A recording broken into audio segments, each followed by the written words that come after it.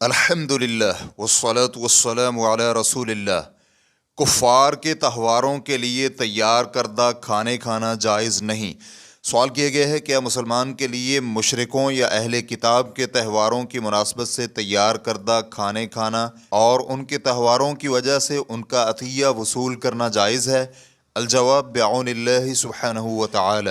یہود و نصارہ اور مشرکین کے اپنے تہواروں پر تیار کردہ کھانے مسلمان شخص کے لیے کھانے جائز نہیں، اور نہ ہی مسلمان کے لیے جائز ہے کہ ان کی عید اور تہوار کی بنا پر ان سے ہدیہ وصول کرے، اس لیے کہ اس میں ان کی عزت و تکریم اور ان کے دینی شعائر کی ترویج میں ان کی حوصلہ افزائی اور ان کے تہواروں میں ان کی خوشی و سرور میں ان کے ساتھ مشارکت ہے، اور ایسا کرنے سے ہو سکتا ہے کہ ان کے تہوار اپنانے میں یہی تہوار ہمارے بھی بن جائیں، یا پھر کم از کم ایک دوسرے کو کھانے کی دعوت کا تبادلہ شروع ہو جائے، ہمارے اور ان کے تہواروں میں ایک دوسرے کے ہدیہ جات کا تبادلہ ہونے لگے، جو کہ ایک فتنہ اور دین میں ایک نئی چیز اور بدعت ہے۔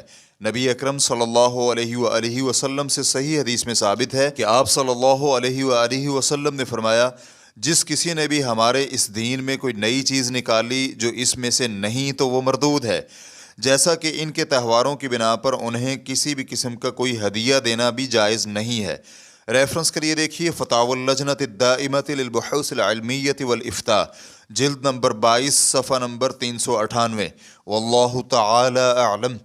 اسلام کیو اے ریکارڈنگز، مؤسسۃ الشیخ محمد صالح المنجد، المملکۃ العربیۃ السعودیہ، فتویٰ نمبر 12666۔ والسلام علیکم ورحمۃ اللہ وبرکاتہ۔